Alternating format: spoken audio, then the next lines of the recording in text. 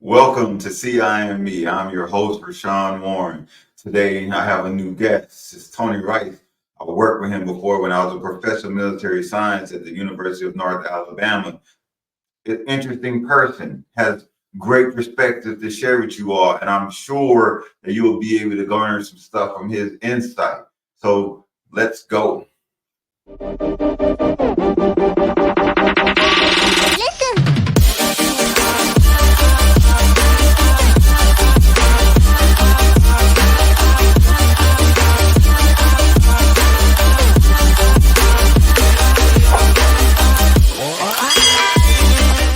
Hello, everyone. It is me again, Rashawn Warren. Today, we're going to talk about leadership legacy, and I'm going to bring in our special guest today, Tony Rice. Come on What's going in. on, Rashawn? How are you?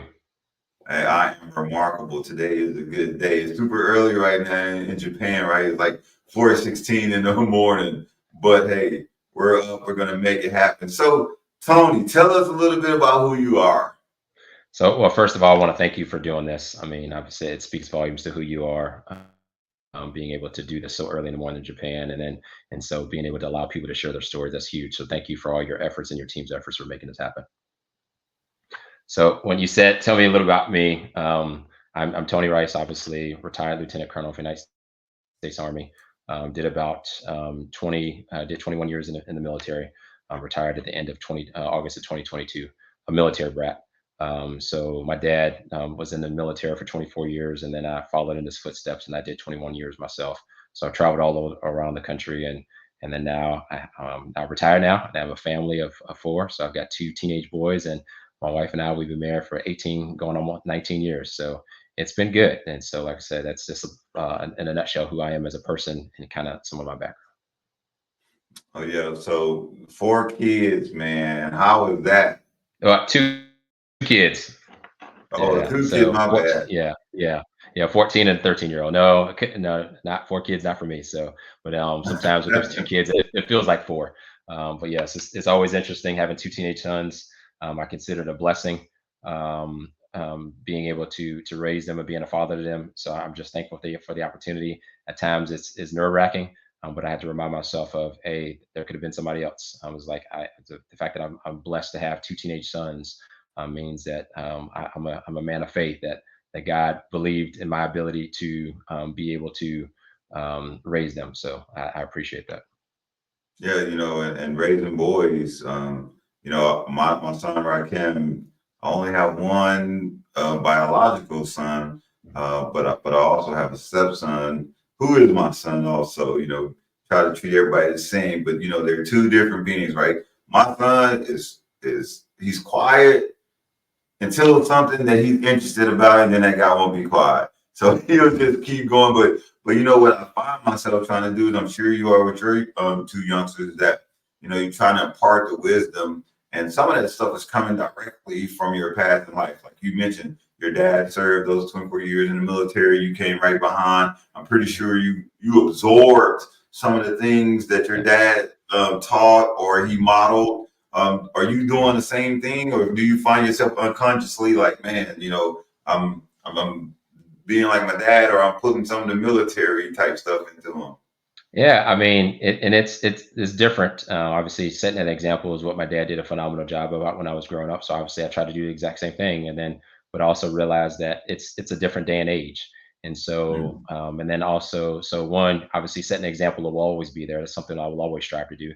But the way you set that example is different when they are like 8, 9, and 10 years old. Vice now, they're 15 or turning to 15 and 14. And so I used to be able to tell the boys do this, and they would do this, and there would be no asking of questions. And so now it's a little bit different. And so you have to be more explanatory of understanding that, hey, I can't just tell them. I mean, I can, but at the end of the day, that's not helping them grow into young men. If you want them to follow orders, a lot of times we as parents want to tell our kids, do what I say, do, and don't question me. And then when they get out on their own, we're kind of mad what they haven't been able to think on their own. It's like, well, if we've conditioned them to follow orders their entire life until they leave our house, then we shouldn't be expecting them to actually think on their own because they haven't had to do that when they lived in our house. So I'm having to unfortunately, there was no sign that says, all right, now is the time that you should start Mhm. explaining things to the boys. And so it just sneaks up on you because I mean they grow up in front of you so quickly. And so you go from like, all right, being in the hey, just do what I tell you to do to now like, wow, they are now young men. And I need to keep that in mind. It's like, okay, I just can't tell them. But when I do ask them to do something, hey, you need to understand this is why this is important and make it relevant to what they want to do in life or make it relevant to this particular time in their lives. Yeah, yeah, I totally agree with that. I did, my son is 22 now. He's in his senior year at Prairie View A&M doing mechanical engineering. I did a show with him earlier on in the infancy of CIME, and we talked about, just us. I asked him questions that I never asked him before, and kind of going along with what you're saying, as it pertains to a leadership legacy. You Mhm. know, I, I didn't know my dad growing up, so most of the lessons that I learned were just being around a bunch of other people. But what I Mhm. always do was continue to just talk to my son, let him make his own decisions. And one thing I asked him, I was like, "Hey, how did the way I brought you up shape your life?" And almost exactly what you're saying right now. He was like, "Hey, you always had smart conversations with me. And even though you made me do things I didn't want to do, you Yeah. explained to me why I should have done them, and I knew that you loved me. Yeah. Like, And boom, that that's it. There. and like I said, that's key. I mean, because at the end of the day, and sometimes obviously when you're going through it, I'm sure you notice with your son. In the moment, it was frustrating because they didn't seem like they were listening. Kind of like when we are PMSs and things like that, you get on your cadets and say, "This is why you need to do this. This is going to be important in the army." And sometimes they don't listen. And then after they go into the army, they realize, "Ah, I understand what you're talking about." So it takes those times. It's frustrating at the moment, but then knowing in due time, a lot of people will. I mean, your sons or our former cadets will have that epiphany moment to sit there and say, "Ah, I see what they're talking about." And so that's critically important, and never get weary of well doing. That's what I have to remind myself sometimes because it's like, oh, so I just have to remind myself I have responsibility, the awesome charge of raising two young men, and I want to make sure that by them being in that whatever places they're going to be in, that I've set an example. So that's a challenge for me, but that's also an encouraging motivation for me as well. Oh yeah, I like that. Never get weary of well Well doing. doing, yeah. That yeah, that's awesome. I like that. So with that, we're gonna go into a quick commercial break, and we're gonna come back, and then we want you to tell us a little bit more about your story. Hello, I'm Dr. Isabel, and this is my husband, nutritional chef Michael. Did you know that your brain is your number one muscle? And when your brain health is in tip top form, your life will be amazing. We'd love for you to come join us in the Healthy Brain Club 12-week live coaching program. To learn more and to grab your seat today, go to doctoronamission.com under membership.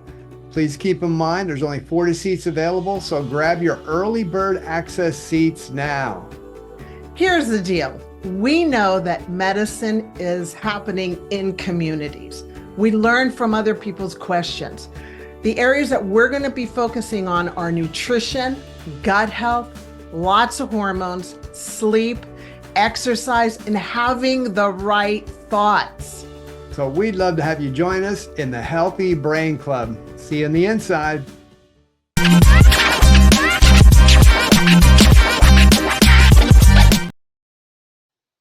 All right, Tony. So we're back. So we left talking a little bit about development, not only of our kids, but about the young cadets that we raised to be leaders one day. So Yeah. before we get started, tell us a little bit more about your story. How did you get to where you are at today? So for me, like I said, when we look at those pivotal moments and how did I get to where I am today? I said the military, but most importantly, I went to West Point, and I say that because it kind of contributes to who I am as a person, who I am as a leader. So yeah, I graduated from West Point in 2001.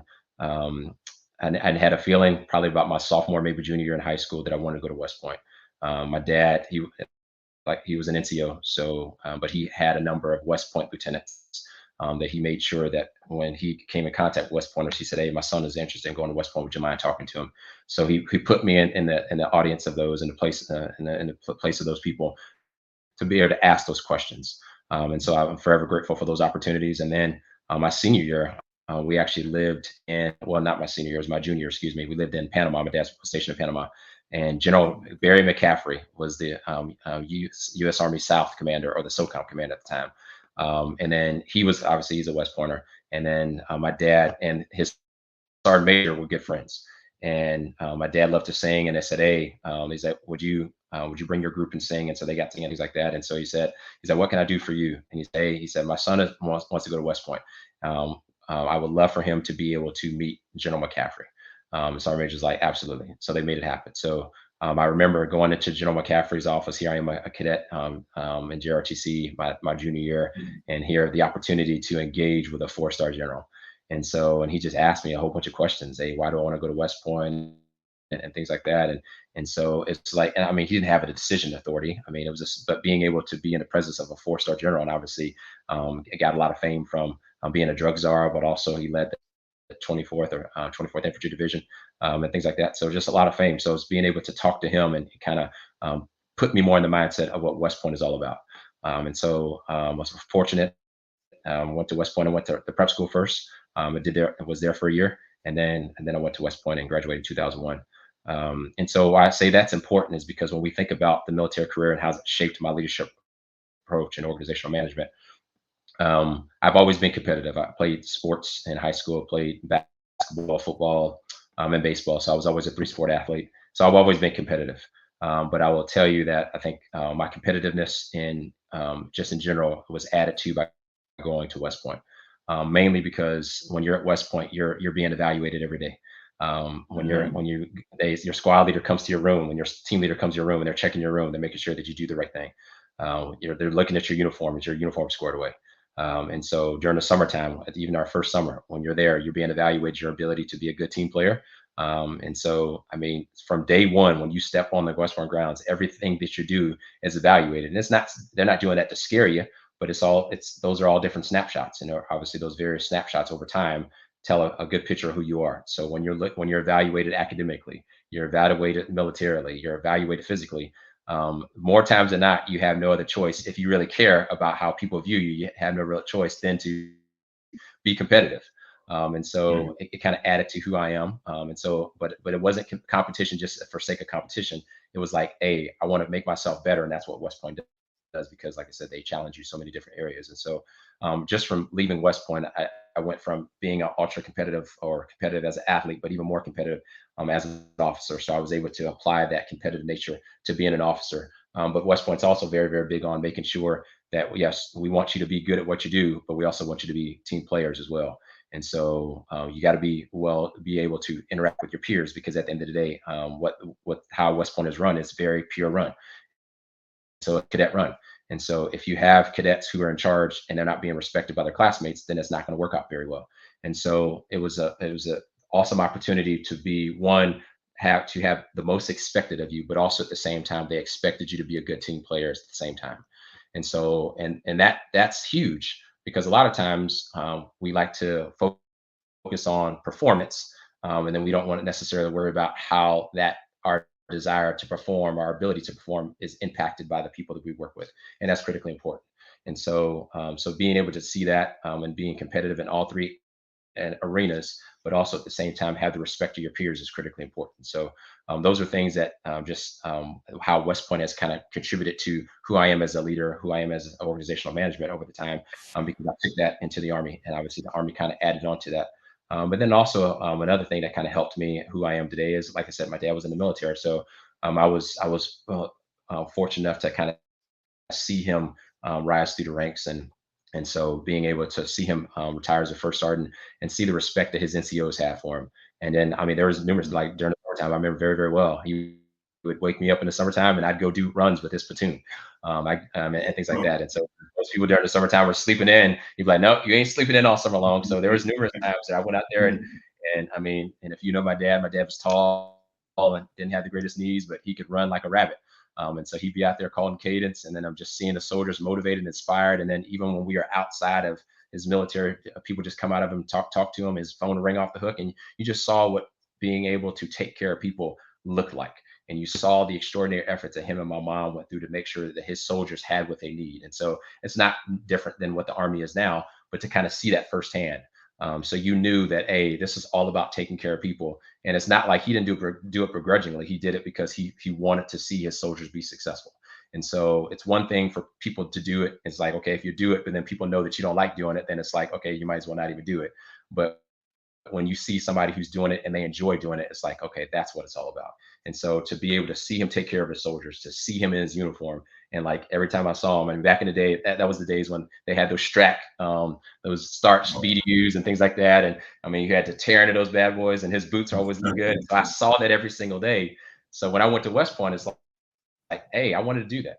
And so I wanted my uniform to look good. So I started at the prep school, went to West Point. I always took pride in my uniform. And even that carried over to how I did things in JRTC. So those are just some examples of how I've grown as a leader, and some of those seedings that I had, both from my dad being being an NCO, and then going to West Point, and that adding I already had, like I said, I already had a level of competitiveness, but it added that a different layer in terms of, yes, we want you to be competitive, but we also want you to be a good team player as well. Yeah, yeah. So you had a great model.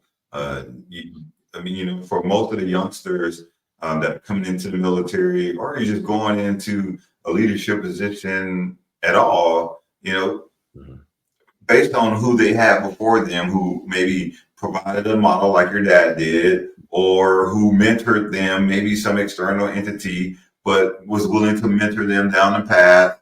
You had that in the house already. Mhm. So, like, from listening to you, you had that model in the house. You had somebody who was highly respected. You had somebody who, obviously, it sounds like you really wanted to be like, because you wanted to garner the same attention that he had. You kind of want to be like him.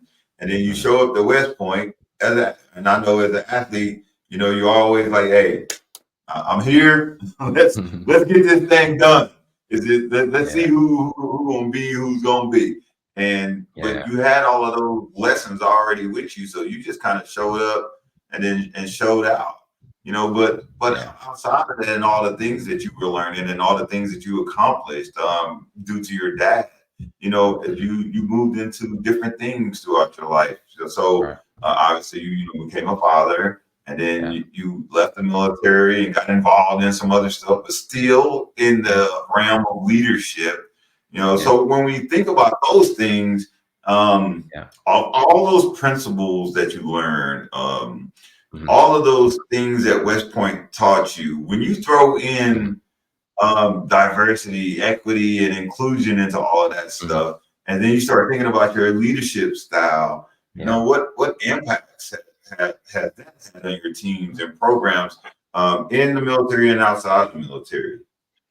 Yeah, I think that's a great question, and I mean, it's critical. I mean, for me, it really started a long time ago, because, like I said, I grew up as a military dependent. So when you're growing up in a military dependent, you're already in a mixed environment. I mean, I had friends that were white, I had friends that were black, I had friends that are Asian, I have friends that are Hispanic. So I was already used to that. And when I go from military installation to military installation, that's not something I had to get used to. That's something that I was used to from growing up, because I saw the value of, I mean, at the end of the day, we're friends, and we're not, oh, you're my black friend, you're my white friend. We're friends. And Yeah. we're getting to know people for people.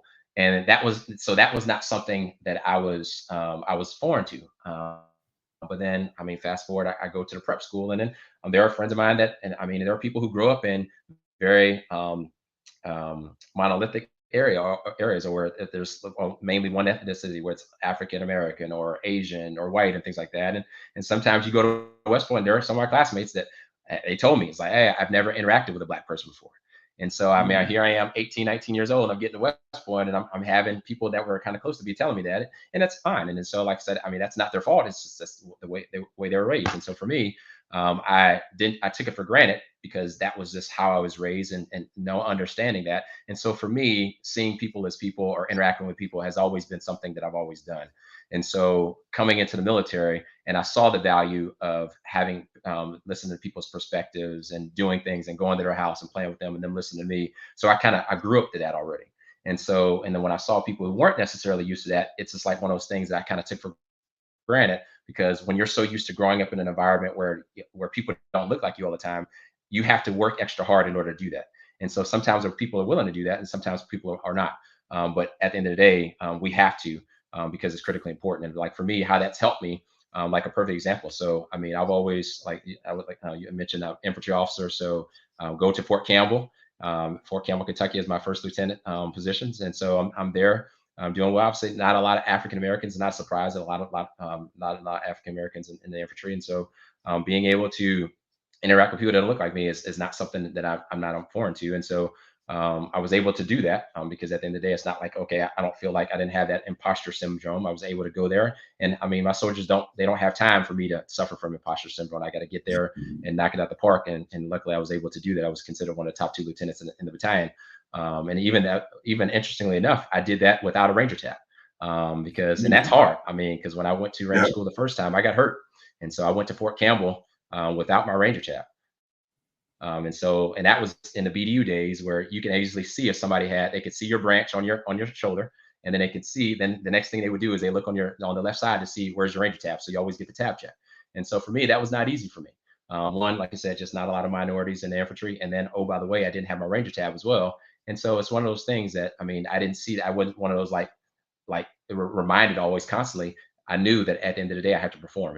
I wasn't performing because I was Black. I was performing because I wanted to perform, and I deserved, and I owed it to my soldiers. They needed the best platoon leader they could be, and obviously, and then my platoon sergeant, phenomenal platoon sergeant, he aided out tremendously. I mean, because I wasn't all that squared away as lieutenant, none of us are, but he took me under his wing and was able to do well. And so being able to interact with those environments, that was not something I was uncommon with, and allowed me to be successful. But most importantly, I went to Korea after I went to the career course. Coming out of Korea, I had the opportunity to interview for command. I got to 3ID. This major, the G1, assistant G1 says, "Hey, are you Captain Rice?" I was like, "Yes, sir, I'm Captain Rice." He said, "Have you had a command?" I said, "No, sir, I haven't." And he said, "Do you want one?" And I was like, "Oh, absolutely." And so I was like, "Well, the fact that they're asking me, do I want a command? They don't know me." I was like, "Man, what's up with that company?" And so I interviewed for the command, and I got it. I was very, very fortunate to get it. And then what interestingly enough about that command was it was a HHC for a division. So my first command as an infantry officer was HHC for a division. So I had over 200 people in my company. You had the division support element, all the G1, the G4, the div surge, everything. You had the CG, the 2G, the 2 DCGs, all in your company. So that was huge. And so the reason that's important for diversity, equity, inclusion is because that was the first time I had, outside of being cadet at West Point, that I had led a woman. Led women in my formation. And so, because then infantry was all men, and we didn't have any women in the infantry battalion. And then going to that company, it wasn't like, oh, what am I going to do? I wasn't afraid to volunteer and raise my hand to go interview for that company because I was comfortable and confident in my ability to interact with people that don't look like me, whether it's race or gender. And so when you think about diversity, equity, inclusion, that's something I've always been comfortable with. And when you do that, you don't have a problem with raising your hand. You're not afraid of taking on challenges because you know that's not something you have to worry about facing, because you've interacted with people. And at the end of the day, people are people. It doesn't matter if you're a man, you're a woman, you're Black, you're white, you're Hispanic. People are people. And so when we think about that and we get to know people for who they are, all that other stuff really doesn't matter. A lot of times we like to make it very superficial, but it's not. It's at the heart. We're talking about people, and we have to understand that everyone has a voice, everyone has an opinion, and their opinions need to be heard. And so listening to them. And so, like I said, for me, being able to focus on I had a support platoon leader. She was a phenomenal support platoon leader, and so she was squared away, and I loved listening to her. She had great ideas. And so it was not one of those, oh, I'm an infantry guy, I'm gonna tell you what to do. No, and I had a supply sergeant. She was phenomenal. She kept us, she was squared away. And so my team, my headquarters team, was probably about 50% woman. And so just a phenomenal team. And I enjoyed both of my company commands, but I really enjoyed that one because, like I said, it was different. It was out of my comfort zone, but we still did well. And I loved working with on every single day during that 12 to 15 months that I was commander. Yeah. So man, so you were moving fast. They threw you in the fire.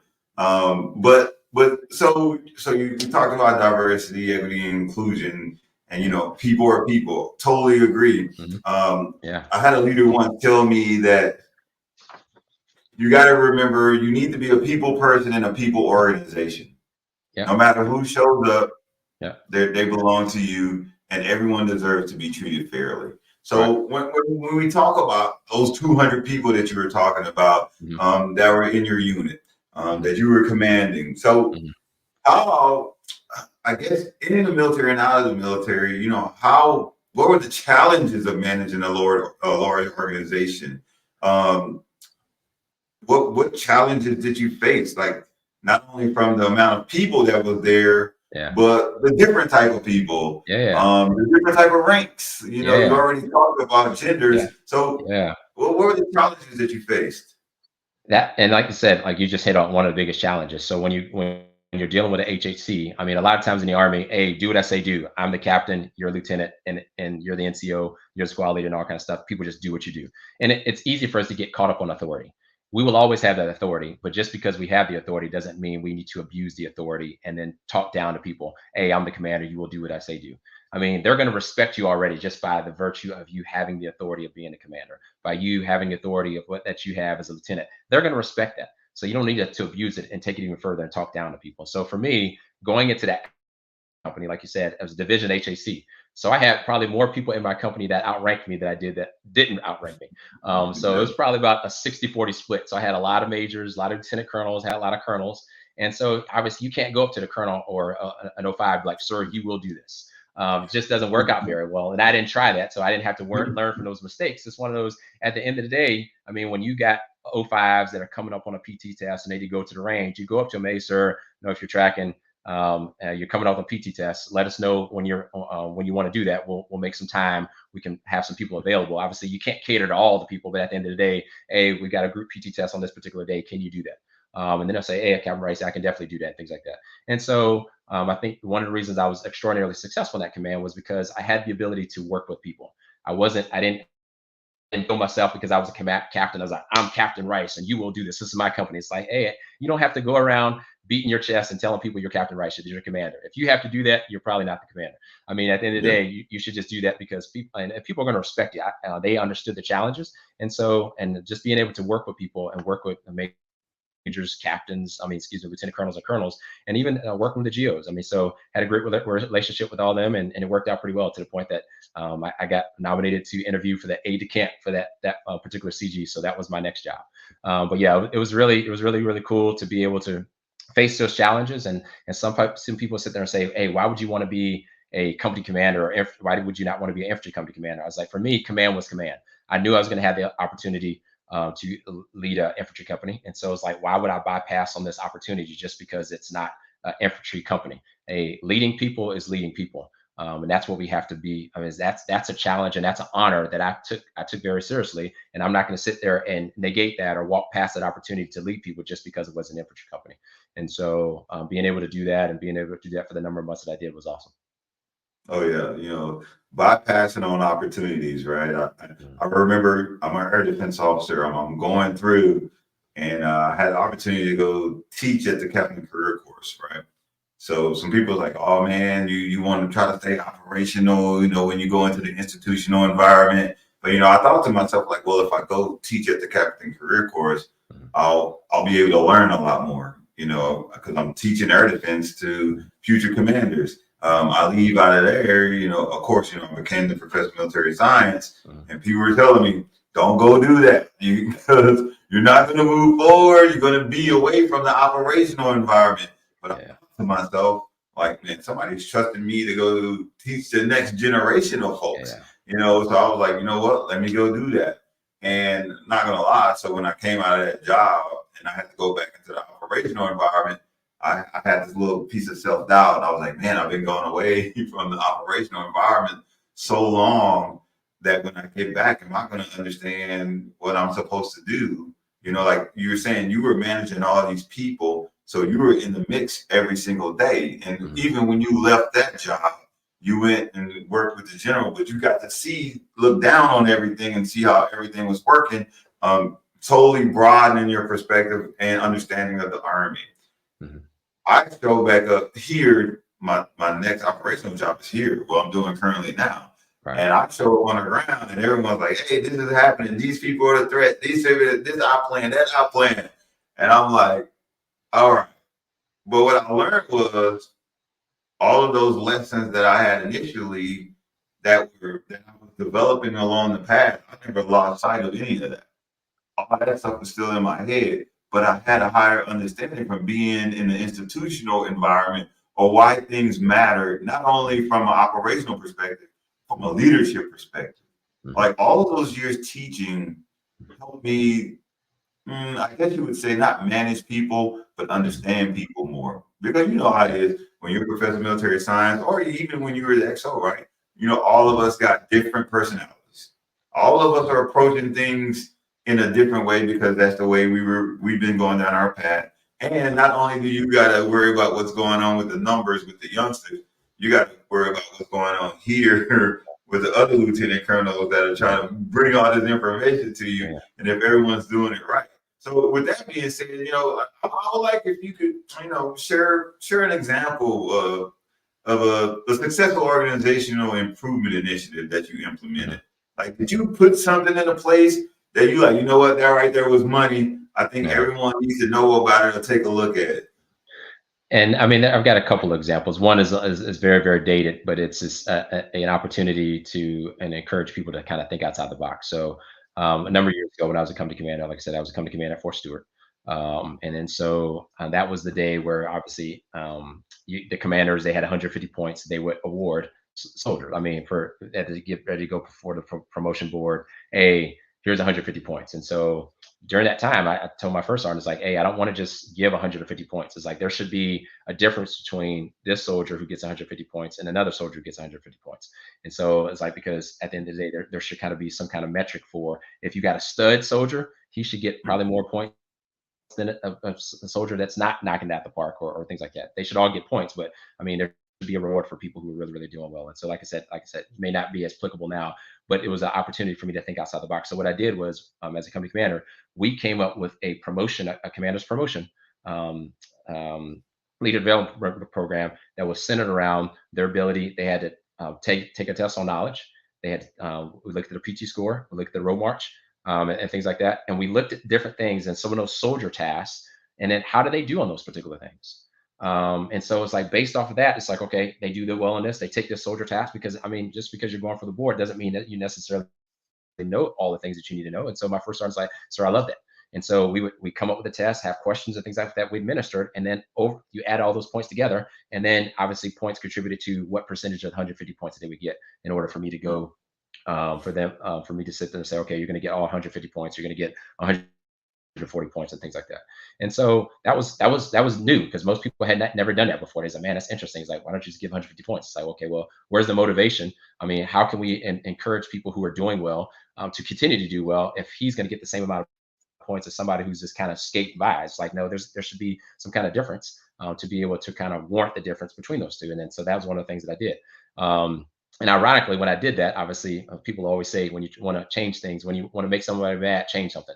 So I changed that, and I made that policy. And then one of my soldiers like, oh, this is unfair. He goes to IG, but what the soldier didn't know, that our daddy went to IG and said, hey, is there anything wrong with this commander's policy? They said, sir, they said, there's nothing at all wrong with this. You have every right within your legal responsibilities as a company commander to be able to do that. And so he was up there. I was like, he was fighting the whole policy. I'm not doing this. I'm not doing this. I'm not doing that. But at the end of the day, it's like, you realize it's like, you're spending so much time fighting the policy that if you would have just actually done the work, you could be done by now. I mean, because the things that we're asking you to do is not something that's extraordinary. It's things that you should be doing as a soldier anyways. It's all about setting the example. And if you can't push yourself to meet this requirement, as opposed to expecting me to change the requirement, do we really need you leading soldiers as an NCO? And so, I mean, and so we had that. He was mad and things like that, but it didn't change. And I don't know if they changed after I left, but it was one of those things. That was an opportunity. That was an initiative that I had that got me to step outside the box for a second and not just go with the normal, hey, just give everybody 150 points. Another one I have is a little bit later on in my career. I was a senior, a major at the BCD there in Korea. And so when I got on board there, we obviously, as you know, do a lot of exercises in Asia and things like that. So Korea, we got the 2 exercises. And the BCD is largely, obviously, a fires organization. My boss was an artillery officer, and there's a number of people artillery, but there's a number of people who were like non-artillery. So I was infantry. You had aviation folks, you had logistics folks, the whole nine. And so what I did was I created a leader development plan that got people on board with getting them ready for the exercise. I got there, went through the exercise. It's like, man, I didn't know this, I didn't know this, I didn't know this. And I was like, if I don't know this, and I've been in the Army for a long time, it's like, there's probably a lot of other people that know this as well. And what we should not do is wait until the first exercise gets done and sit there and say, okay, now we learn all these, and now let's operate at the next level on the next exercise. It's like, obviously there's some things you can't replicate without having to exercise, but there are some certain lessons that we can pull forward to pre-exercise, and that's what we did. And so I was able to think about those things that, okay, I didn't know this, I didn't know this, I didn't know these acronyms. All right, let's make sure that when people get on ground here in Korea, they know these acronyms. So all the things that we could do, we created a unclassified portion of the exam, then we created a classified portion of the exam, and then we did some BCD academics, pre-exercise academics, like, hey, when we get ready to do this exercise, here are the environments we'll probably end up seeing, and this is what we need to do. Hey, how do we talk when we get this report? Who needs to say this? So we not only did we had the exam unclassified and classified, but we also had a general understanding session that we just sat down there. We just had a conversation. All right, when this insert comes in, when this inject comes, who gets that information? All right, who needs to share that information? And then what are you going to do with that information once that information gets shared? So we as a team, we were able to have that conversation. So people already knew, regardless of whether you've been through an exercise or not, you kind of understood what was going to happen and why the information that you got in your particular section was important to the 3 shop, was important to the 2 shop, was important to the airlift section.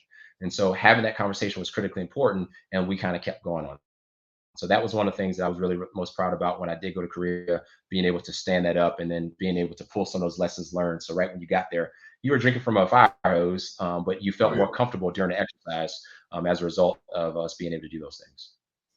Yeah, I think that's phenomenal because, you know, the leadership development programs in this totality, I believe is phenomenal because at least you give someone a track in which they can develop. You know, you can probably attest, but, you know, a lot of times we show up to places and the learning piece is predicated on what we want to do, right?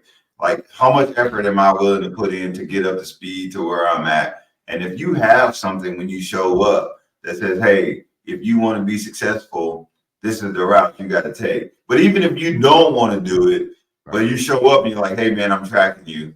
I want to see how you progress. You implemented something to ensure that organizational success happens, right? Individual success is the precursor to organizational success, especially if you can track it. But I also like when you said, you know what, I'm just not giving out points here because now these things aren't valued. Now, if you're a high performer and you're doing everything that you're supposed to do, and that is just like been sitting on the side right there is getting exactly what you're getting, you're going to feel some type of way, right? And that it may make you feel a certain way about the organization within itself. And if you start to not believe in the organization will eventually implode and fail. So yeah, I like those. Those are some great things. Hey, we're going to take a quick commercial break and we're going to come back and talk a little bit about your balance and your professional accomplishments. Hi, Joel Maurer, founder of Dink Ninjas.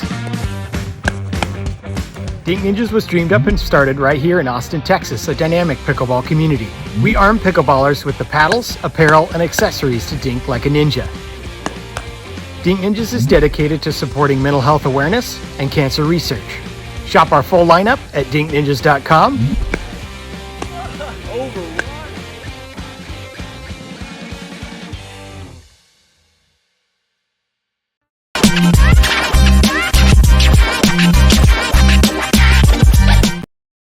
All right, Tony. So we talked a little bit about balance before we went to the commercial break. So how do you maintain balance between your professional accomplishments and your family? Yeah, I mean, balance is, I guess that's a lot of people will argue and say balance is not attainable. It's very, very different. I think integration would probably be a better word because, and if you do balance, when you say balance, it's not going to be balanced all the time. I mean, it will be, all right, maybe sometimes it's 80-20, and then there's other times when you have those opportunities to kind of balance it out a little bit and you surge on those. But it's never going to be 50-50 every day of the year, every day of the week and things like that. So balance is kind of hard to strive for because over time it could be balanced, but in the moment it won't be. But then integration was definitely something that I looked for. So when I think about family, obviously, when I first came to the military, obviously I was single. And my wife and I met her when I was at the career course, and then we got married after I was in Korea. We came back, I got married, and then went back to Korea for the next 6 months, and then finished those 6 months, and then we moved together for our first duty assignment at Fort Stewart. So when I went into that command that we talked about, that was my wife's first experience in the military, as me being a commander, and we ended up deploying 7 or 8 months after I took command, and so that was interesting. But being able to balance it, it's critically important, because at the end of the day, my goal, I saw a perfect example of what a husband and wife should look like through my parents. My parents were married for 34 years. And so for me, I wanted to have that as well. And then my dad was able to juggle being an NCO and being married to my mom the entire career. So it's like, it's doable. And so, but it's not easy. And so for me, that was never a option for me in terms of putting my career over my family. So even coming out of Fort Stewart, if things didn't go well, if Shay said, "Hey, I'm tired already," I don't think she would have said that because we just got married.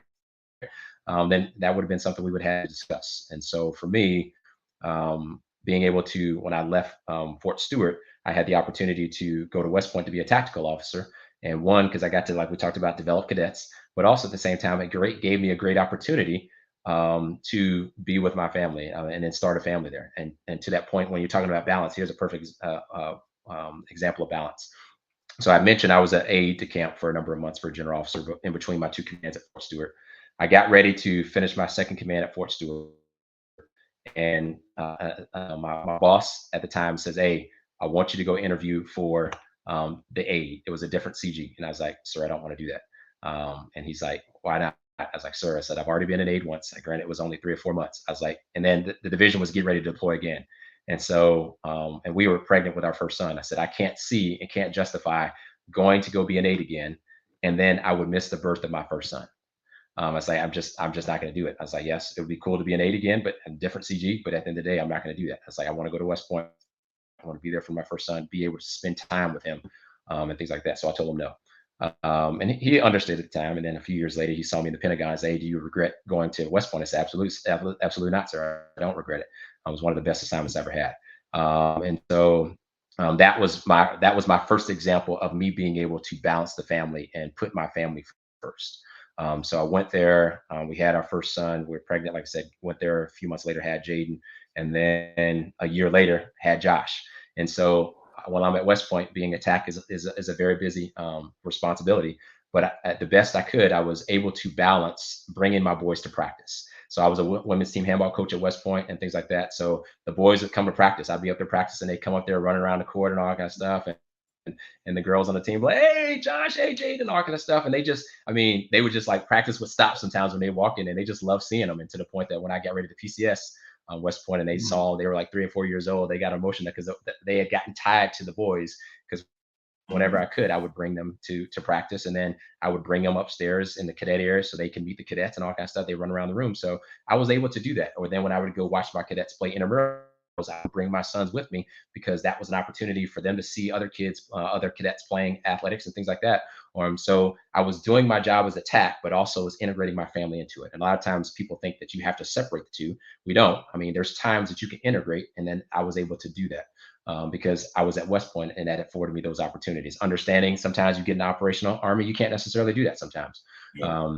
And so, but even in an operational field, you can potentially do that in terms of, you have to talk to your spouse to find out what's important.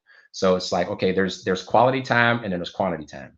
And so quantity, you can sit there and say, "I want to spend 3 hours." But if your spouse says, "I would rather have you here for dinner," then try to make those concessions to be there for dinner, as opposed to being there at other times when it may not necessarily matter as much. And so it requires that communication between you and your spouse to kind of figure out what's most important, understanding that I don't have the most all the time in the world. What's the critical moments that I need to be there for? Because taking it from shift from quantity to quality, and at the end of the day, those are the moments that matter. And so and it, like going to Fort Campbell was a challenge to do that, because I got to Fort Campbell after I went to did a fellowship in DC, and we were training all the time. So it's one of those things that when we talk about out of balance, there was out of balance there, because we were in the field training deployments and things like that as an infantry officer. That's just, you just don't have the balance. But the best we could, when we had those field days, those runs, those battalion ones, we could bring family. I did that. Those Halloween trick or treats and things like that, we did that. And so those are times where, all right, that's going to be 85-15 or 80-20. You're not going to have that balance, but you have to be able to find those moments in those larger moments of being able to integrate and bring your family into it. And so wasn't able to do it as much at Fort Campbell, but then when I got to Korea, was able to do it again. And then when we talk about family having the priority, a perfect example would be like when I got ready to leave Fort Campbell, I finished my KD time, and Branch said, "Hey, Major Rice, here are your list of assignments." And I showed my wife. I said, Australia was on that list, Germany was on that list, Korea was on that list. I said, "Where do you want to go?" And most people would probably think that Australia would be it or Germany would be it. And Shay said, "Hey, I want to go to Korea." I was like, "Are you sure?" And so I'd already been to Korea and then when I was in Korea, like I said, we got married the second 6 months, but she came to visit me when I was over there. So she'd already been there. And then even after I left, she went back to Korea to visit a friend when I was deployed, but she knew what Korea was all about. And she said, "I want to go to Korea." I said, "Okay." And so that was a decision. It wasn't about me. It was like, what's best for the family. I knew Korea was a great assignment for family. And I knew that's something that Shay wanted. And after having been at Fort Campbell, riding hard for those 24 months, I needed to go to a place that one, she wanted to go, and two, that was going to give me the opportunity to kind of build up that equity with family time again. And so went to Korea for those 2 years, an awesome assignment. Got to spend a lot of time with the family, got to travel all over the place. And so those are just examples of being able to put the family first and integrate family. And then for the PMS job, when I was in Korea, knew I wanted to go back to be a professor of military science, and we had a lot of choices. And I showed the slate to Shay. I said, "Hey, which one do you want to go to?" I had a lot of family in South Carolina, so I was like, "Hey, South Carolina State's looking pretty good." And she said, "Well," she said, "South Carolina." She's like, "That's cool." She said, "But I would really, really like to go back to Virginia." And I said, "Okay." And so Virginia State was on there, and so didn't have any ties to Virginia State, but Shay wanted to go to Virginia. And so I said, "Okay, absolutely." So those are just opportunities that when it was time for me to make assignment choices, it wasn't about what was best for, I mean, I had to balance what was best for my career, but at the end of the day, I mean, a lot of people can do things that's best for your career, but if you do that at the sacrifice of your family, then it doesn't really matter. And I've had friends, I've had classmates and buddies that they've done well, and then now they're divorced 1 and 2 and 3 times over. And so, I mean, and that's one of those things that I didn't necessarily want to focus on. I wanted to be at a balance, like, hey, where does she want to go? What's best for the boys? And then also juggle that with success. 'Cause, for me, going where I was going to go, I had confidence that regardless of where I'll go, things will work out because I had faith. I knew I worked hard, and I had a feeling that things were going to work out. So, and it worked out for me. Yeah, when you talk about balance, man, you made some great decisions that people typically wouldn't make. The CG like, "Hey man, I want you to go take this job." Most people be like, "Roger that, sir." Like, I mean, from my purview, I've seen people get recommended things and they just followed along because they thought that was the path. But it takes a lot of courage to be like, "No, I can't do that right now because I got this going on in my life," right? Yeah. Me and my wife talked about this just a little bit ago about how like we have to make decisions based on us. We've been apart for the whole time.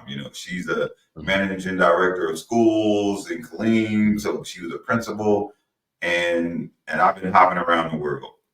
But whenever something pops up, I'm kind of like you. I'm like, "Hey, babe, they want me to go to Japan." She's like, "Yeah, I've never been there. I need to go on a vacation." I'm like, "Let's make it happen, babe." I mean, but you did, as far as how you felt strongly about your family and what you wanted out of life, you started making those decisions and doing things that a lot of troops don't do, involve their spouse in the direction, because it's not only your direction, it's everyone's direction. Whoever's involved in that family, it's their direction as well. And I applaud you for making those decisions. I'll ask you another question. So what legacy do you hope to leave through your leadership and mentorship? What legacy do you want to leave for everybody else after you're gone? Yeah, that's interesting. And to your previous point about making those decisions, I was going to mention that I think the most difficult decision, I had a lot of decisions in the Army that I had to make regarding family. The most difficult decision, I think, as the end was turning down battalion command. I mean, because obviously the pinnacle for a lot of people in the military is get selected for battalion command, but turning it down people's like, hey, do you regret doing what you did? I said, absolutely not. I said, everything that I did in the Army wasn't to get selected for battalion command. I did it because I wanted to be the best officer I could for that position that I was in. It was not about command. It was about, I want to do the best job. I was like, you hired me, or I'm filling this role, and I want to do the best job that I can. And then obviously a reward for that could be selected for battalion command. And so for me, turning down battalion command was a difficult decision, but it was an easy decision because I knew it was best for my family. And to answer your point about the legacy. So for me, one of the legacies I've always had is do well. And I was blessed enough to do well in the military. But most importantly, do well and have people enjoy working with you. Because a lot of times people focus on results so much that they use the results to justify not treating people correctly, or not treating people favorably, and not treating people fairly. And a lot of times you can easily do that in the Army. It's like, okay, well, I'm gonna do this, I'm gonna do this, I'm gonna do this. And I think this is like one of the great reasons I'm glad they came up with BCAP. I know some people not big fans of BCAP, but I mean, BCAP injects a lot of other things into the system. So it's not just evaluations. It's like, now let's look at how people are evaluating you. And so for me, my goal has always been, all right, success should come, and it will come. I believe it will. But most importantly, at the end of the day, after people get done working with Tony Wrice, I want them to sit there and say, I enjoyed working with him. Because they're not going to remember, everyone's heard that quote by Maya Angelou, is that people will forget what you say, but people will never forget how you made them feel. And that was always been my goal. My goal was like, because no one's going to remember that task that we worked on. Oh yeah, we did that. We knocked that out the park. It's like, okay, that's going to happen. But at the end of the day, when you see me and we talk, you're not going to talk about some op order we worked on. You're not going to talk about some exercise we knocked out the park in Korea. You're not going to talk about some FTX we did at Fort Campbell. I want you to sit there and say, I enjoyed working with Tony, because that is going to translate into success everywhere you go. Success may not, because if you're successful in an Army, but your means about being successful, if it's not right, then when you get out of the Army, you're not going to be successful, because the means that you used to get the success weren't justifiable. For me, it's always been, be successful, but most importantly, can you build a team and have people enjoy working with you? And so that's been my goal. And I think that's one of the reasons I've always been a people person. That's always been and as like, I've always loved studying psychology. That's why a lot of the books that I read are organizational psychology, because at the heart of everything that we do, organizational change, it's people. And at the heart of people is emotions and behaviors. If you want things to change, you have to know people. And if you don't know people, nothing's going to change. And so for me, that has always been a motivation for me, is like, how can I make sure that we're successful, but also at the same time, do people on the team feel like they're part of the team? And so, and I would like to think that I was successful in that. I'm sure there's some areas that I wasn't, but by and large, I wanted to make that I was able to do that in my commands. And then hopefully I was able to do that as a PMS. I wanted people to know that, one, they could tell that Tony was passionate. Two, that he cared about people. And then three, we're going to be successful, but do you enjoy being a part of the team while we're being successful? Yeah, that's it's funny you say that. That's one thing I admire about you. I remember when you used to sit in the meetings and people getting frustrated, people getting mad, and you're leading the meetings, but I feel like, I'll be honest, I feel like they were being disrespectful sometimes. I'm like, these boys are tripping right now. But you always kept your cool. You were always like on top. I'm like, man, this dude right here, he has it together, because no matter how they came at you, no matter what anyone said, you were always even kill. You was always respectable, and you always looked to make sure that their inquiries were matched and that they got the answers that they needed. And I remember I was telling my wife about you one day. I was like, man, I said, XO is on top of the game. I don't know if I can do that. I think because he is like the consummate professional all the time, no matter how the house is burning down, So everything that you just said, I can attest. I can attest that's who you are, because I witnessed it. The closest thing out, like, what advice will you give to young leaders, man, aspiring to make positive impact on their careers, their communities, based off of your experience, what advice you got for us? Yeah, I'm glad you asked that. A lot of advice, but I think one of the biggest ones that I will say is one of my favorite quotes about Mark Twain: two important days in a person's life, the day you're born and the day you find out why. When you find out your why and you find out your purpose, that is when things change for the better. And I think a lot of times in life, we have so many people trying to be people, trying to be someone they're not, trying to be someone they're not ordained to be. It's trying to be somebody they're not called to be. And then when you start doing those types of things, you cause yourself to hate on other people who are actually chasing their call.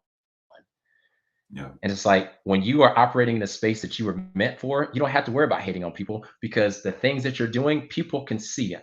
There was a quote that I love saying that I heard is like, when you're good at something, you don't have to tell people, people will tell you.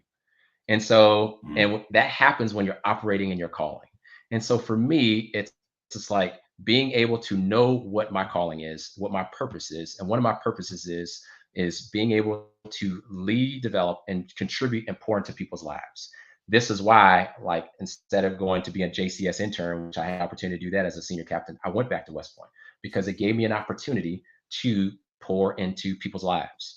And a lot of people will sit there and say, well, you don't need to go back to West Point. People, oh, it's going to kill your career. It's like, no, it's not.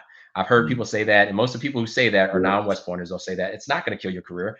Because even in my cohort, for being a TAC officer, we had 18 people that got selected for battalion command. And we only had about 20 something, 25, 26 people in our cohort. At least 18 or 25 of us have selected for battalion command. And so when people sit there and saying, going back to West Point cures your career, that's absolutely nonsense. And so for me, I didn't do that at JCS, and it would have been a great opportunity. But for me, what I wanted to do in my light in life and what I believed I was called to do was go to be a TAC. And it worked out immensely. I was like, I love being a tactical officer. I love the engagement that I have with my company. And I still have a great relationship with a lot of my former cadets. They're all captains, senior captains, and majors, and a lot of them have gotten out and things like that. And then even some of the ladies on the handball team, I still talk to them quite a bit. And so being able to go back to West Point and to pour into people's lives, and then being able to learn from others as well, was critically important. And so for me, it's like, understand, don't get caught up in doing what people think that you should do. You have to know what is best for you. That requires some reflection, that requires some soul searching, some meditation, whatever that looks like for you. Understand what it is for you. Everyone can't be an NBA player. Everybody can't be an NFL player. Some people need to be lawyers. Some people need to be doctors. Some people need to be dentists. Find out what is for you and understand that like, these are things I talk to my boys about. It's like, yes, it's like, I understand popular is football, popular is basketball, but at the end of the day, you got to do what's best for you. Choose something in life that's going to allow you to make a difference in people's lives. And don't worry about what other people are saying. Oh, well, you don't do this, you don't do this. Like, no, I was like, did I play football? Yes. I was like, well, was I the greatest? No, I was pretty good. But that wasn't a focus for me. For me, it's like, hey, I want to do something that allows me to pour in people's lives. And that's most important. So find your why, find your purpose, and don't let people dissuade you from that, because that's how you're going to make the most impact in the life. Oh, Tony, man, great words. And, again, thank you for coming on the show today, and thanks for sharing your insight with the lessons that you left for all of us. Basically, be yourself, go after your goals. Balance may not be achievable, but balance is something. If you're looking for balance, it's going to be up and down. It's not going to always be on the same continuum. If someone wanted to reach you, how would they get a hold of you? So multiple ways. I mean, obviously, I'm on LinkedIn, so people reach out to me on LinkedIn all the time. So they can definitely just search Tony Wrice, T-O-N-Y, then W-R-I-C-E on LinkedIn. I'm always willing to interact with people there, on Facebook as well. Obviously, I'm more on Facebook than I'm on Instagram. Hey, Tony, thanks for coming on today. And again, like I said before, thanks for sharing your insight. We really appreciate it. And I'm pretty sure whoever tunes into this will surely get an earful of how to move forward, and we'll get some perspective of how to move forward if they're searching for it. So everyone out there watching, this is CIM Me. I'm your host, Rashawn, and we're out.